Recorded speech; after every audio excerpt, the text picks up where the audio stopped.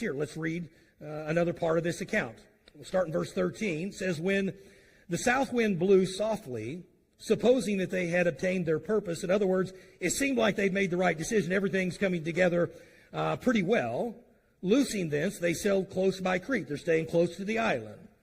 But not long after, there arose against it a tempestuous wind called Euroclydon.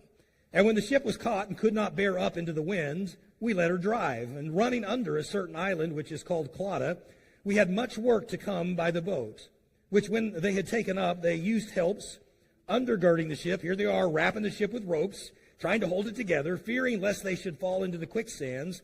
They struck sail, and so were driven.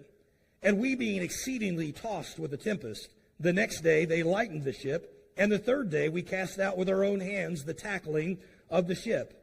And when neither sun nor stars in many days appeared, and no small tempest lay on us, all hope that we should be saved was then taken away.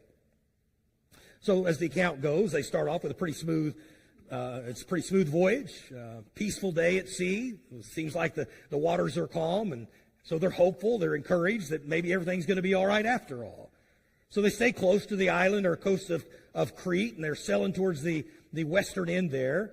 And about a day's journey in is what it should have taken. It should have taken about a day to get from where they were to the other end of the island. But within a few hours, the wind began to increase. The waves began to become pretty overwhelming. Kind of reminds me of, if you ever watched Gilligan's Island, they were going on a 3-hour cruise. That's all it should have been, just something short. But the weather moves in, and it becomes a very serious situation.